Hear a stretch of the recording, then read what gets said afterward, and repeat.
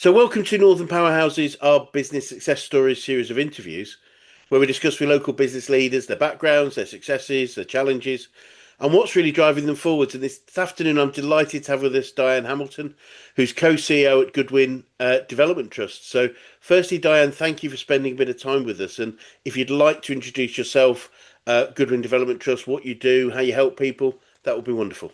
I will. And yeah, thanks for the opportunity. You're very welcome. So my name's Dianne Hamilton. I'm co-CEO of an organisation in Hull called Goodwin. We're a community-based organisation. We've been around for 31 years, which we are very proud of because Absolutely. with the way funding goes and changes in government, etc., it can be tricky to hang around for this long, and we're here and still flourishing. Absolutely. We deliver a whole range of services for and with communities in Hull. We're located in the west of the city, but we Yep. very much have a citywide remit. And our raison d'etre, if you like, is about improving the quality of life for people in Hull. Brilliant. So we deliver a whole range of services that you'll appreciate have developed over the last 30 years. Yep. So we're a registered social landlord. Great. We have a number of properties. We have two nurseries. So for working parents or parents who are perhaps studying or not Brilliant. working. We have family hubs, which used to be children's centre, and prior to that used to be Sure Start, because we've been around a long Yeah. time Yeah. and some of Yeah. these projects have sort of changed and developed. And we have a project that I'm particularly incredibly proud of, which is our Doula and Breastfeeding peer support project. So these are volunteers who support women throughout sort of late stages of Yep. pregnancy, through the birth, and who also start women on their, breastfeeding, which Amazing. gives babies the best outcome. So Yes. we have a training service as well, work with a lot of young people and older people that perhaps a bit further away from the workplace or starting to get them, build those skills and those confidences. And again, the fact that we have the volunteering offer across the organisation really helps with that. The other thing that we do is FareShares as a national organisation Yep. that stops food going into landfill and Great. stops food waste. We're the local FareShare franchise for that. Brilliant. And it's a whole range of services that work for and with the community to improve skills, access to childcare, support for children and families, food offer, training, work. It really is all of those things, and somewhere to live as well.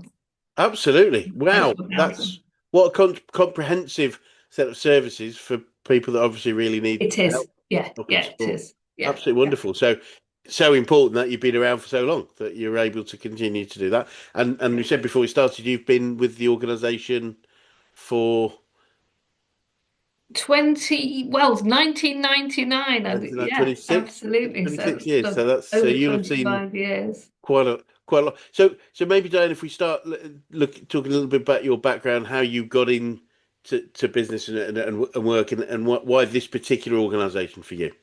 Yeah, I mean, I was teaching child studies at Hull College, Yep. and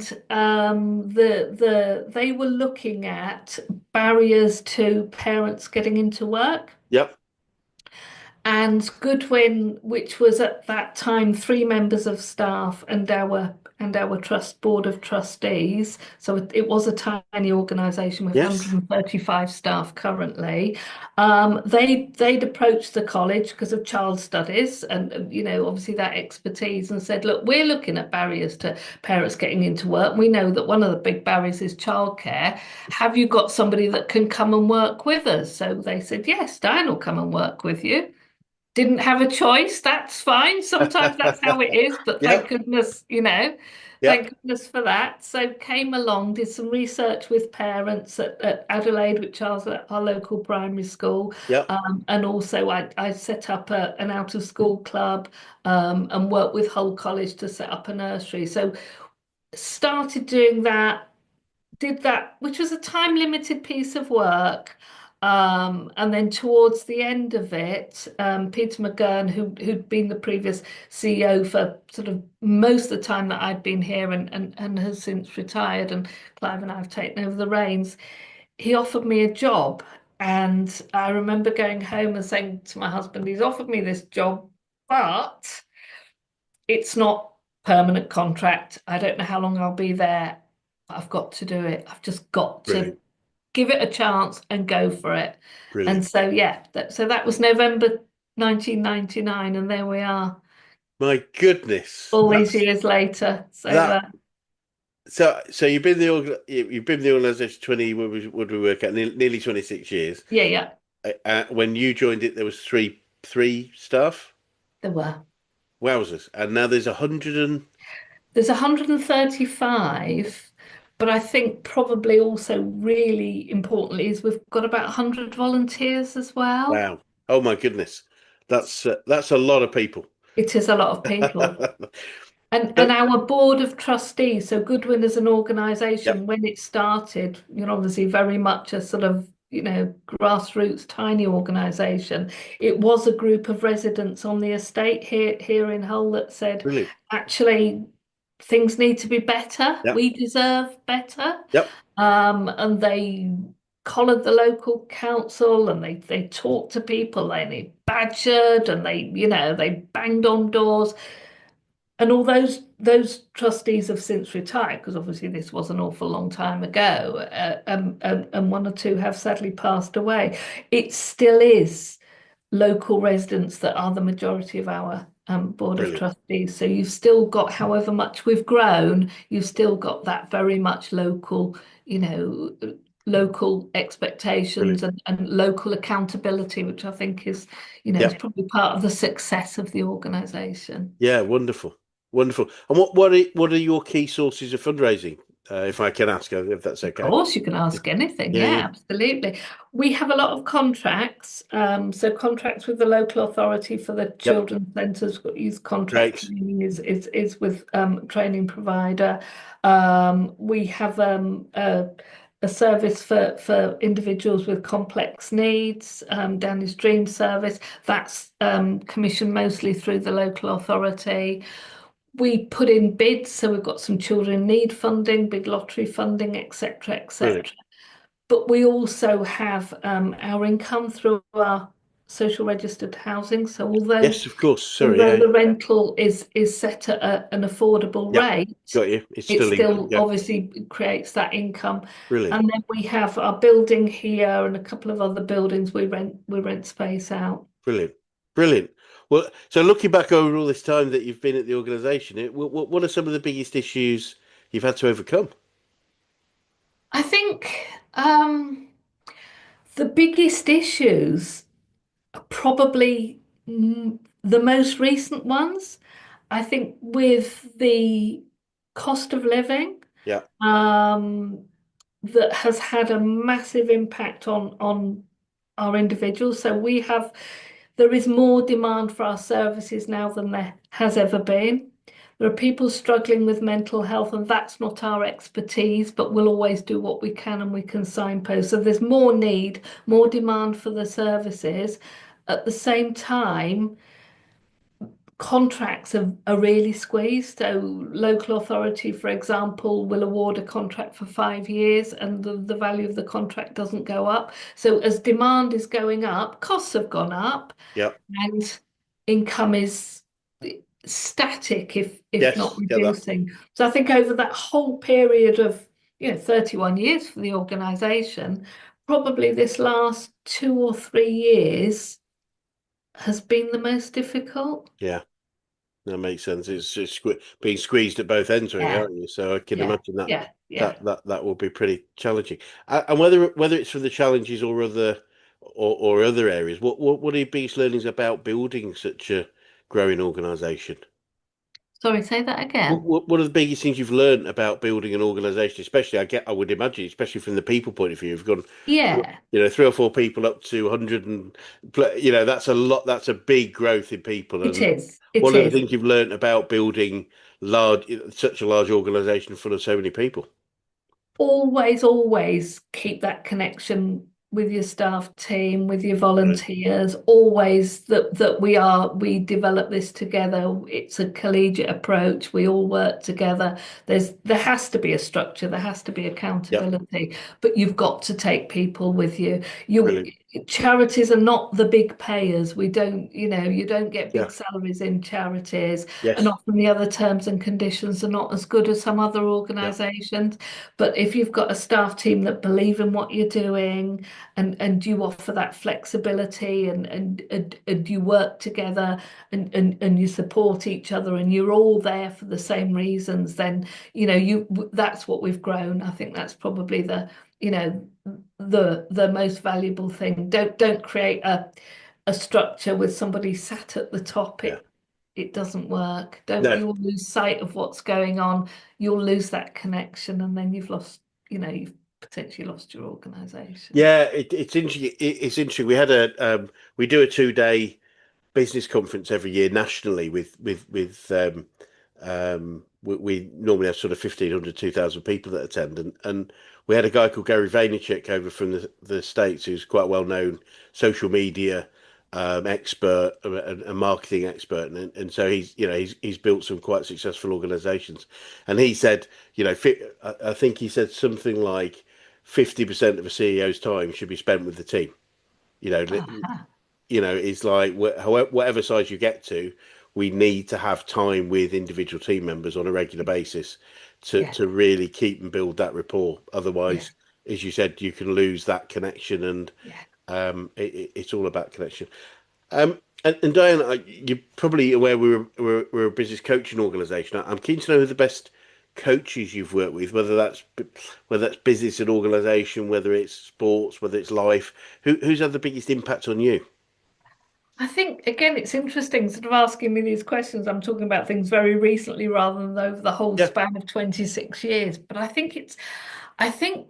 don't know whether it's been part of the charity sector, um, but it's been a gap. I'd say there hasn't been that coaching, there hasn't been that support, from that sort of mentoring. However, um, there's an organisation, Hey Confident Futures, the Hull and East Yorkshire Confident Futures, Yeah. um, and they have developed sort of leadership skills. They've developed, they do podcasts, they do meetings, they do sessions. That's been incredibly valuable, and we've Brilliant. really hooked into that as an organisation.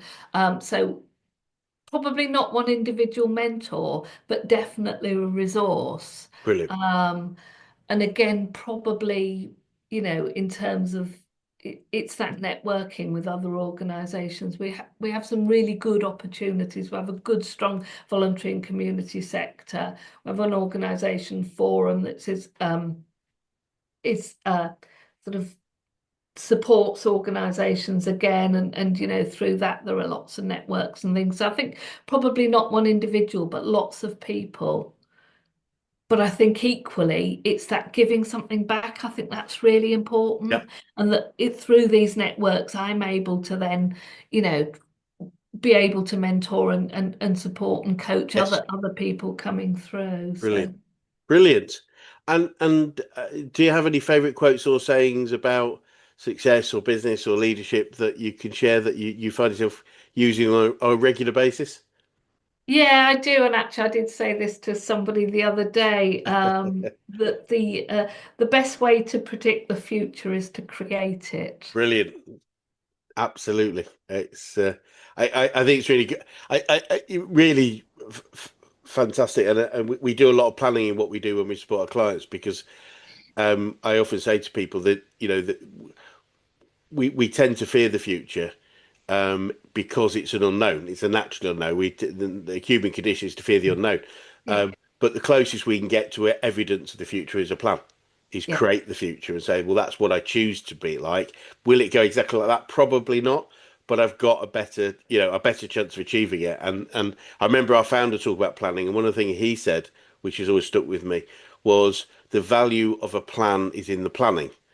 Yeah. in terms of you're also looking at what might go wrong. So, this Yes. is how we'd love it to be, but what would Yes. happen if this happens or that happens? And Yes. that's the real value of it, so that we've got a half a chance of creating it how we want to, but also adjusting to the things that can go wrong and can be affected. So that makes a lot of sense. And any favourite books or podcasts in the same sort of arena of business growth, organisational growth, leadership, success?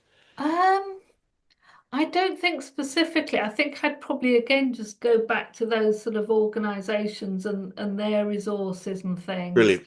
Um, but probably no, not All specifically. good. All good.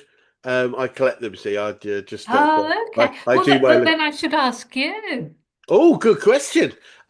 Great one. So, thank you. Yeah, I don't mind being put on the spot. I enjoy it. So, one, I guess thinking about team, because obviously you've just built an amazing team. Yeah. We do a lot of work as with organisations on behavioural profiling, because we find that if people understand why, to start with, why they behave in a certain way, it helps them, but also then to start to be able to relate to other types of behaviours in others. Uh-huh. Why do we find that certain people get on really well and certain people don't? And it's not to do with anything. Often, the key root of it is, some people are more outgoing and fast paced. Some people are more reserved and slower paced. Some people are more people oriented. Some people are more task oriented. And encapsulating all of that, there's a book, and I can't think of the author, but the book that describes these four sort of styles is a book called Surrounded by Idiots, which obviously sounds a little bit rude, but it's a great book because it just describes the styles, and it does, and it really just helps people understand. I remember talking to I do a fair bit of work with sales teams quite a regular basis. I remember I was coaching a sales manager, and he said to me, and it was this idea of task and people, people onto people spend a lot more time thinking of the impact of their communication on the other person. They really do think about it. Yeah. Task oriented people just say it as it is. They're Yeah, factual. It's yeah. like this. So he said, I've got a problem with my team. And I said, oh, okay. He said, yeah, some of his clients think he's rude. He's rude to some of our clients. And I said, okay, well, let's just have a look at his profile. And we'd profiled these people. And he said, well, it looks from his profile that he's quite reserved and very task oriented. So I would suggest he's actually quite blunt, which can be Uh-huh. taken as rudeness. So he won't flower things up. He'll just say, "Well, Yeah. that was wrong," but he said, "But it can be taken as rude." He said, "Yeah, yeah." I said, given the sort of percentages of each of these types of behaviours in teams, I said, I suspect he gets on with some of your clients quite well. And he said, "Yes, all the rude ones." Uh, so it was just like, yeah, okay. So we can get on, and it's just understanding is empowering, and therefore we have the ability to change. So that would be one. I'm just trying to think. So I'm looking at my bookshelf. I'm very visual, so I have to think about things in that way. But I think and leadership. Well, the other one I was talking to somebody the other day on is and we is a book called Shackleton's Way, and it's a study of the leadership and management skills of Ernest Shackleton, Okay. Yeah, yeah. Yeah. The Antarctic explorer, and Yeah. obviously it's a great story. I think he was, from memory, he's from the northeast. I think you're not northeast. I'd appreciate, but a bit up the coast from where you are. But it it it was an interesting book because it told the story of the adventure, because it was very much an adventure, and unlike Scott of the Antarctic, who was at the Oh, same yeah. period. Yeah, Uh, yeah, yeah, and yeah. I'm not criticising Scott, but he managed to kill himself and all He his did, he did. riches, and It yet didn't he's end the well, did it? he didn't end well, and yet he's the hero. But everyone's heard of Scott of the Antarctic. Only a certain number of the population more recently have started to hear about Shackleton, who had a disaster in terms of the expedition, but got himself and all his men home. And it's an incredible adventure. I don't know if you've ever are familiar with it, but it was an incredible a journey and adventure. But it describes the adventure, and but each chapter ends with a couple of management consultants taking the leadership and management learnings Oh, from that process, if that makes sense. And it's just it's so that you can combine a bit of an adventure story with a bit of Yeah. management leadership learning. So I love that. It's called Shackleton's Way. But there were a couple of things that I always found interesting, and it'd be good almost to get your view on this specifically, and accepting it's over 110-year-old story. So I'm not saying it is as relevant, but one thing Shackleton did, he would always make sure he and his senior team, his team of officers, as it were, would get stuck in if they needed Ah, something yes. doing. If Yeah. they're Yeah. always willing to, but Yeah. they also kept a clear social distance with the rest of Ah, the yeah. crew. So they Yeah. ate separately on a separate Ah, table. They yeah. didn't, and it was quite interesting that they were quite clear they were part of the team, but they were also part of the leadership, and that was Sure. slightly different. And I don't know Yes. how you feel about that because I'm not sure that's as relevant as nowadays, or it was very much a British British officer type thing. But Yeah, yeah, I think there's a different sort of hierarchical structure, yes, isn't there? But certainly we have we have a senior leadership team and we yes, check in, we meet every Monday. Now, that's five of us, not 135 of us. yes, But it's then how we then are meeting with everybody else, cascading that, brilliant. catching up with everyone. So yeah, there is, yeah, yeah. No, perfect. I was interested. I think the story is great from my perspective in that. And again, forgive me if you don't know the story, but they had a disaster in terms of they lost the ship. It was over quite a long period of time they lost the ship, and of course, at those days there was no sat nav, there was no communication. You'd gone No, and then you come back or yeah, you don't yeah. sort of thing. So they ended up on the only bit of so the Antarctic polar ice cap was all that part of it was just an ice cap which would melt.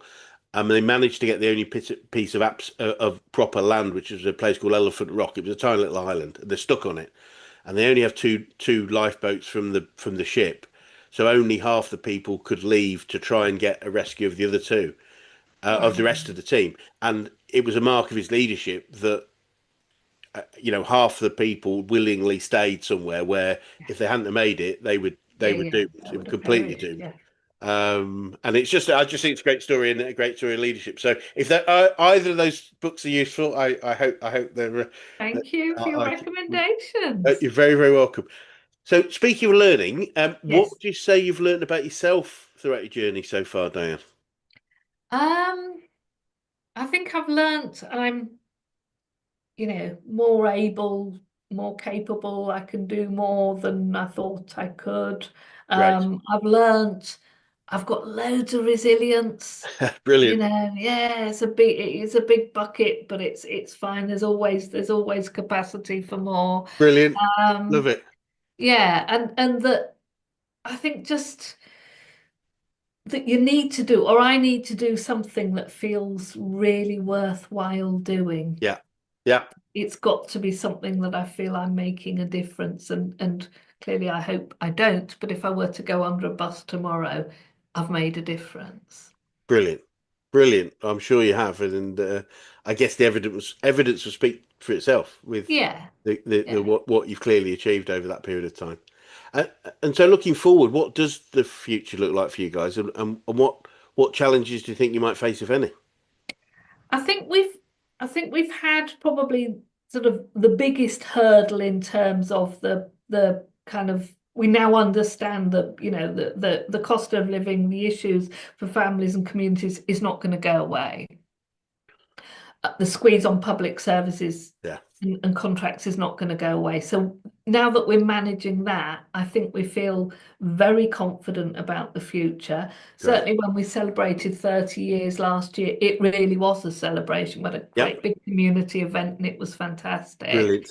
So we feel very, very confident, but never ever complacent. No, So that, looking for other opportunities, but they need to fit with that overarching, are we improving the quality of life for people in Hull? brilliant. It's got to fit with that. We Yeah, can't go running off doing, I mean, why wouldn't you want to do mad and crazy things? But it's we are a finite resource. So yeah, so yeah, I think, but we're really positive about the future. I think the one thing I would sort of say is for myself and my colleague Clive is, and we have given some thought to this, and we've discussed it with our chair of trustees, but not in any great depth, is we've got to think about succession planning. Yes. Yeah. I think as an organisation, whether it's us, what comes next, other managers, other areas, we do need to be thinking. We don't want anybody to leave. We'd like everyone to No. stay No. forever, but that's not realistic. But it Absolutely. is succession planning and, the confidence of the organization to continue to go on and to change. And yes, we've been here a long time, but it doesn't need to be ours.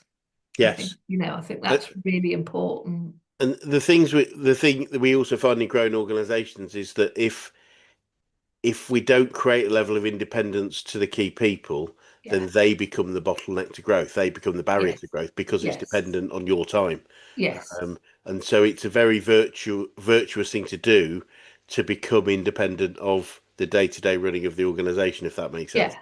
Yeah. It can be quite counterintuitive to people that are totally engaged with the purpose, as you clearly are, and are driven people.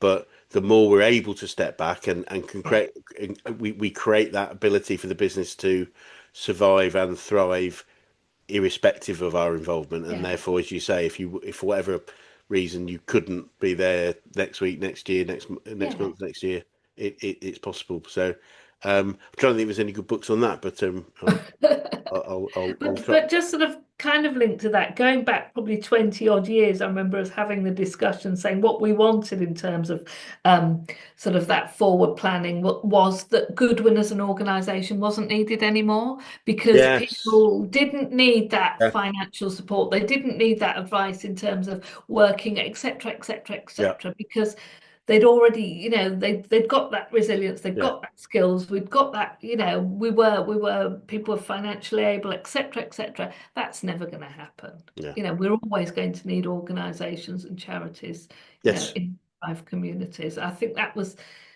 so naive, but Well, I mean, it's yeah. I mean, it's a very strong purpose to what it's a very strong. Well, I can't remember the right word, but to want to almost be um, unnecessary yeah, would be a great place. I totally get that, and it is really unfortunate that, like, I would imagine you're probably further away from it now than we are. ever, Yeah, we are. Yeah, which is yeah, very, very yeah, sad. I yeah. think is a Which with hindsight feels that it was naive, but perhaps it was just really ambitious. it's just a really nice thing to want to do. I Yeah, think it's yeah, like it's and like I think it's quite use. I think it's quite important actually, in all honesty, to keep. I'm not suggesting you do or don't, but that's a strong purpose. Is we would love to see the day when we're no longer necessary, yeah, and that's okay whether it's naive or not. Who cares? It's just like that's what we're gonna do. yeah, We're gonna work as hard as we can. I can see as hard as we ever can till yeah, the day it happens, and if it never happens, that's what yeah, that's life. But yeah. let's hope and believe that it can. Um, and final question for you: what would be the best advice you could give an 18-year-old you if you could go back in time and do that, Diane? Um, Fasten your seatbelt. It's gonna You're in be. for Well, yeah, we're in for a ride, and brilliant. it is gonna be the Yep. roller coaster. It's gonna be fun. It's gonna be hard, but you've got it in you. You can do it. Yeah. Brilliant. And the other thing I say to my 18-year-old self is always use an SPF. Always use some protection factor. Always say that. Or to any other 18-year-old. No, I could Yeah, consign to yeah. that. I was as a 5-year-old, my father got a job in he got a job with an American company, which meant we were in California for 3 months. Oh, And this nice. is well before anybody ever thought of SPFs or anything. Yeah, And yeah. this blonde, I was blonde at the time. This blonde kid went freckly overnight, and which I know is not a good thing anyway in general. But yeah, it's yeah, no, it's a good point. Funny enough, I worked with a skincare company a little while ago, and they were doing X-ray, sort of deep X-rays on people's faces, and Oh, it was very scary to see yeah, the yeah, yeah, yeah. underlying damage that the sun's just sort Yeah, of. because it's done, isn't it? It's I'm done. afraid so. Sorry, we're ending on slightly a downer on that one, but never mind. Um, But Diane, it's been fascinating to talk to you, and I really do wish you all the best with everything that you're doing. And you know, like you, it sounds a bit counterintuitive, but I hope one day you don't need to exist. Yeah, that's But right. while Yeah, you do, I hope you yeah, thrive and grow and do all the yeah. good Thank things that you you. continue to do that. And for anyone that is watching that would like to get in touch with you or the trust, what would be the best way of doing that? I can give you my email address or Whatever works for you. yeah. If you want to put if you just want to, what yeah. If you what's your email address? So it's dhamilton Yep, at goodwintrust.org. brilliant.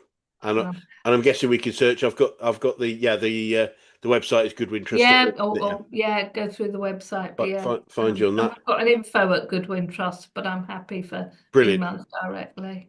Well, as I say, wish you very well, and Thank thank you you. so much for your time. And it'd be great to swing by another 6, 12 months and just see what the next stages are. Absolutely. And I shall go and read these books. Cool. Thank you very much. Let me know what you think, and I will. thank you so much. Thank you. Thank you.